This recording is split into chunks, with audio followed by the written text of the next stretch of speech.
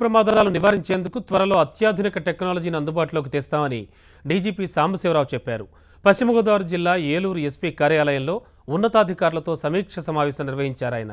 ఏటా రాష్ట్రంలో 25,000 రోడ్డు ప్రమాదాలు జరుగుతుంటే 8,000 మంది ప్రాణాలు కోల్పోతున్నారని అన్నారు. పశ్చిమ గోదావరి జిల్లాలో హైవేపై 39 బ్లాక్ స్పాట్స్ను గుర్తించామని, త్వరలో ఈ బ్లాక్ స్పాట్స్ వద్ద సీసీ కెమెరాలు ఏర్పాటు చేస్తామని తెలిపారు.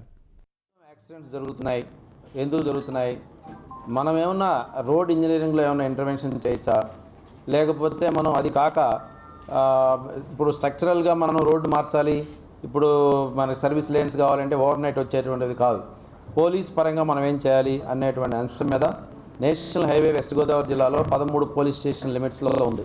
జ్యూరిస్డిక్షన్లో 13 మంది ఎస్ఐలు, వారి ఇన్స్పెక్టర్లు, అదేవిధంగా డిఎస్పీ ట్రాఫిక్ వీళ్ళందరితో కలిసి, మా సీనియర్ ఆఫీసర్స్తో కలిసి బ్లాక్ స్పాట్స్ అంటే ఎక్కడెక్కడ ఉన్నాయనేటువంటిది ప్రప్రథమంగా వారు ఇచ్చిన డేటా తోటి నిర్ణయం చేయడం జరిగింది. ఆ బ్లాక్ స్పాట్స్లో ఏ రకమైన ఇంటర్వెన్షన్ ఉంటే రోడ్ యాక్సిడెంట్స్ తగ్గిస్తాం. ఆ అంశం మీద దాదాపు 2.5 hours సుదీర్ఘంగా చర్చించుకున్నాం.